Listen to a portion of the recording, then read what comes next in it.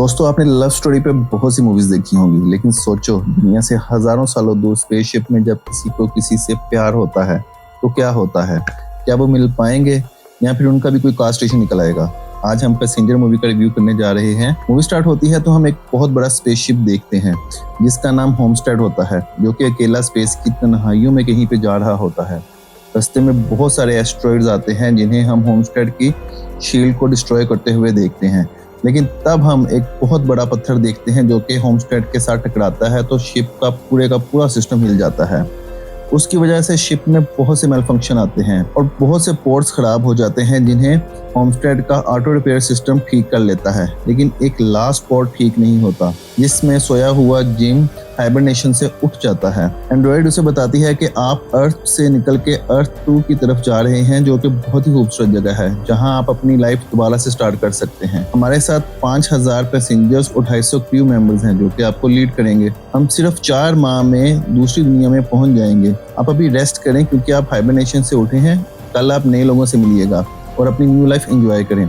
उठ के अपने रूम में जाता है। हाइबरनेशन से उठने की वजह से वो इतना होश में नहीं होता। फिर अगले दिन जब वो सो के उठता है तो ट्रेनिंग सेशन में जाता है और वहां पे उसे कोई नजर नहीं आता। वो ये देख के हैरान हो जाता है और एंड्रॉइड से पूछता है कि मैं यहाँ पे अकेला क्यों हूँ। एंड्रॉइड उसे सेशन में बताती है कि दुनिया में पॉपुलेशन बहुत ज्यादा हो गई थी, जिसकी वजह से होमस्टेड ने दूसरी दुनिया में जाने का फैसला किया और उसके लिए एक स्पेसशिप बनाया। आप सब लोग एक साथ रहें और अपनी लाइफ एंजॉय करें। जिम भाग के बाहर जाता है तो उसे वहां भी कोई नजर नहीं आता। वो डिफरेंट स्पेसेस में जाता है जहाँ पे रॉबर्ट्स से पूछता है कि यहाँ पे उसे इंसान से मिलना है, तो वो उसे किसी ट्रेनर, मैकेनिक या प्लम्बर का बताते हैं, लेकिन वो सब भी हाइबरनेशन में होते हैं। फिर वो कहता है कि मुझे हेल्प डेस्क पे जाना है, लेकिन रॉबर्ट के बताए हुई जगह पे जाने से वहाँ पे उसे कुछ भी नहीं मिलता। फिर वो कैप्टन का एड्रेस पूछता है और वहाँ पे चला जाता है, लेकिन उसका चैम्बर इतना सिक्योर होता है कि उसे खोल ही नहीं पाता। फिर जिम क्वेश्चन एरिया में आता है और एआई से पूछता है कि अर्थ 2 कितनी दूर है। वो उसे बताती है कि अर्थ 2 यहाँ से 90 साल की दूरी पे है।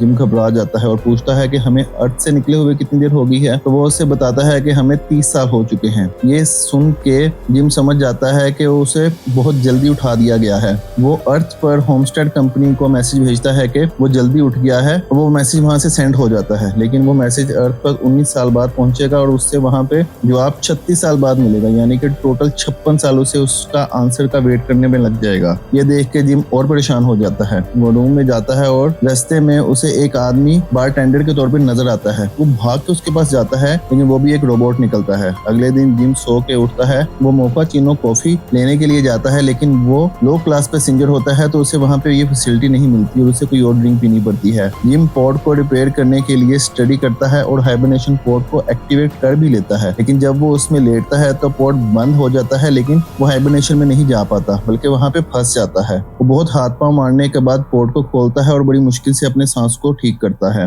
अब जिम क्रू मेंबर्स वाली जगह जाता है। वो भी जगह बहुत सिक्योर होती है। जिम बहुत ट्राई करता है कि किसी तरह दरवाजा खुल जाए, वो उसे तोड़ दे, काट दे, लेकिन उस सब का कुछ फायदा नहीं होता। जिम को ट्राई करते करते महीनों गुजर जाते हैं। एक दिन होमस्टेड स्पेसशिप पर फिर से कोई मेल फंक्शन होता है। अब जिम रोबोट से कहता है कि मैं यहाँ ऐसे ही मर जाऊंगा। रोबोट उसे कहता है कि सबको वैसे भी किसी न किसी दिन मरना ही है, तो तुम कुछ दिन जी के क्यों नहीं देख लेते। जिम फिर एक लग्जरी सूट खोल के वहां पे चला जाता है। वहां पे गेम्स खेलता है, डांस करता है, लेकिन फिर भी कुछ महीनों बाद वो तंग आ जाता है क्योंकि इंसान तो इंसान होता है। अब जिम की दाढ़ी भी बढ़ जाती है और उसके बाल भी लंबे हो जाते हैं। एक दिन शराब पीते हुए वो हाइबरनेशन वाले एरिया में जाता है जहाँ पे बोतल फेंक देता है। उसके बाद वो स्पेसशिप के आउटर एरिया में जाता है जहाँ पर स्पेस सूट पहनकर वो स्पेस में बाहर निकल जाता है। तो बहुत ही कमाल का सीन होता है। सितारों के बीच में बिल्कुल खामोशी, अंधेरा और सिर्फ सितारों की रोशनी। जिम उसे महसूस करता है और बहुत उदास हो जाता है। वो अंदर वापस आता है। जिम को ख्याल आता है कि वो आउटर स्पेस के लास्ट पॉइंट पर है। तब उसने सूट भी नहीं पहना होता। वो सोचता है कि वो दरवाजा खोल के सुसाइड कर ले, लेकिन फिर उसकी हिम्मत नहीं हो पाती। वो अचानक डर के वहां से बहुत तेजी से भागता है। भागते हुए उसे गिरी हुई बोतल पे उसका पाँव आता है और वो फिसल के नीचे गिर जाता है। तब उसे एक पॉड में एक लड़की नजर आती है जिसका नाम अरोरा होता है। वो उसे देख के कुछ फील करने लग जाता है। वो अरोरा के बारे में जानने की कोशिश करता है। अरोरा एक राइटर होती है। जिम हर वक्त उसकी वीडियोस देखता रहता है और उसकी बुक पढ़ता है। उसके पास बैठ के खाना खाता रहता है। एक दिन अपने रूम में उसे हाइबरनेशन पोड की बुक नजर आती है। जिम को ये समझ आ जाती है कि वो पोड में जाके उसे ठीक तो नहीं कर सकता, लेकिन अरोरा को वहां से उठा के अपने साथ रख सकता है। लेकिन उसे पता होता है कि ये गलत है। वो महीनों उससे दूर भागता है, लेकिन वो दिल ही दिल में उसे प्यार करने लग जाता है। वो खुद को रोकता है, लेकिन तन्हाई में उससे ये गलत काम हो जाता है और वो उसका पोड को खोल देता है। जब अरोरा का पोड ऑन होता है तो वहां से फौरन भाग जाता है, जैसे कि कोई चोर चोरी करके भागता है। अरोरा होश में आती है और देखती है कि वो अकेली है। वो शिप में फिरती रहती है कि कोई है। तब जिम आता है और कहता है कि मैं अकेला हूँ जो यहाँ पे उठा हूँ, बाकी सब सो रहे हैं। वो उसे दिखाता है कि हम अर्थ 2 से 89 ईयर्स दूर हैं। फिर जिम क्रू मेंबर्स वाले एरिया में जाता है और अरोरा को बताता है कि मैंने बहुत कोशिश की है, लेकिन 1 साल से मैं इस क्रू मेंबर्स के पास नहीं जा सका क्योंकि इनका चैम्बर बहुत सिक्योर है। वो घबरा कर भागती है कि पोर्ट में जाके सो जाए। जिम उसके पीछे जाता है और उससे समझाता है कि ये पोर्ट स्पेशल प्रोसेस के थ्रू ही हमें हाइबरनेशन में भेज सकते हैं, उसके बगैर हम लोग हाइबरनेशन में नहीं जा सकते। अरोरा परेशान होकर अपने रूम में सोने चली जाती है। जिम उदास होकर बार रॉबर्ट के पास जाता है और कहता है कि तुम कभी भी अरोरा को ना बताना कि मैंने उसे उठाया था, ये बात मैं उसे खुद बता दूंगा। फिर अरोरा ट्राई करती है कि किसी तरह वो क्रू मेंबर्स की जगह को खोल सके और वहां पे जाके अपने लिए कोई हल ढूंढ सके। तब फिर से शिप में मेलफंक्शन आता है और एक रोबोट खुद से दीवार को टकरे मार रहा होता है। वो दोनों अपने अपने तरीके से दिन गुजारते हैं। एक दिन अरोरा जिम से पूछती है कि तुमने अर्थ क्यों छोड़ी, तो वो बताता है कि वो एक न्यू लाइफ स्टार्ट करना चाहता था, एक नई जगह जाना चाहता था जहाँ एक नई दुनिया हो, नए लोग हो। अरोरा उसे बताती है कि होमस्टेड कंपनी ने फर्स्ट ट्रिप से ही $8 ट्रिलियन कमाए थे। फिर अरोरा उससे पूछती है कि तुम इतना टाइम क्या करते रहे। तब जिम उसे डांस बार में लेके जाता है और उसके साथ बास्केटबॉल खेलता है। एक दिन जिम उसे रोबोट के जरिए डेट के बारे में पूछता है तो अरोरा मान जाती है। डिनर के बाद जिम अरोरा को लेके स्पेसशिप वाली एरिया में आता है जहां अरोरा बहुत अलाइव फील करती है। उसके बाद दोनों इंटीमेट होते हैं। फिर अरोरा बुक लिखने लग जाती है और जिम कोशिश करता है कि किसी तरह से कोई रास्ता देख सके हाइबरनेशन में जाने के लिए। उसकी वजह यह है कि वो पास में एक मैकेनिक भी था, तो इसके लिए वो कोशिश करता रहता है।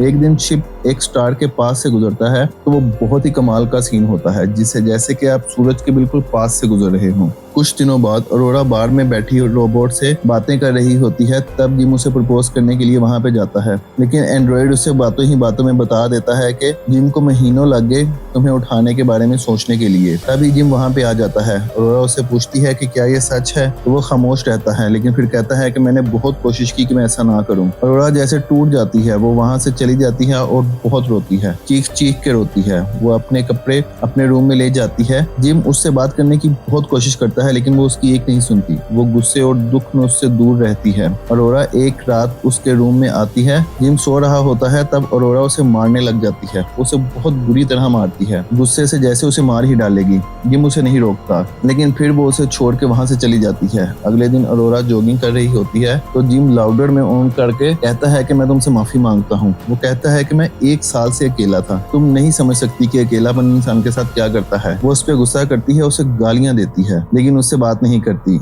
एक दिन शिप का रिएक्टर काम करते हुए अपना काम छोड़ देता है, जिसकी वजह से फिर से मेलफंक्शन आने लग जाता है। जिम एक ट्री को शिप के बीच में लाके लगाता है और अरोरा को उसे देख के बहुत सुकून फील होता है। जिम लिफ्ट में होता है, तभी लिफ्ट बंद हो जाती है। फिर बाहर से किसी और इंसान की आवाज आती है कि ट्री को यहाँ पे किसने लगाया। तब अरोरा और जिम भाग के वहां जाते हैं कि ये किसकी आवाज है। तो वहां पर शिप का कैप्टन खड़ा हुआ होता है। कैप्टन का पोर्ट भी खराब हो जाता है, जिसकी वजह से वो वहां से उठ जाता है। कैप्टन देखता है कि शिप में कोई मसला है, जिसकी वजह से शिप ठीक काम नहीं कर रहा। वो लोग देखते हैं कि मसला है क्या आखिर। कैप्टन हाइबरनेशन पोर्ट देखकर कहता है कि तुम तो मेलफंक्शन की वजह से उठे थे, लेकिन अरोरा को तुमने खुद जगाया। मैं भी सोचूं इतनी खूबसूरत लड़की के साथ तुम उठ के, इतनी अच्छी किस्मत किसकी हो सकती है। अरोरा कैप्टन से कहती है कि जिम ने मुझे उठाया, तो तुम इस बारे में कुछ करोगे नहीं। कैप्टन उसे कहता है कि वो अकेला मर रहा था। हाँ, उसने गलती की है, लेकिन मैं इसकी सजा नहीं तय कर सकता। तब कैप्टन की तबीयत खराब हो जाती है और वो आराम करने लग जाता है। जिम और कैप्टन सो जाते हैं। अरोरा स्विमिंग पूल में होती है। तब शिप बंद हो जाता है और उसका ग्रेविटी सिस्टम भी ऑफ हो जाता है। जिम सोते हुए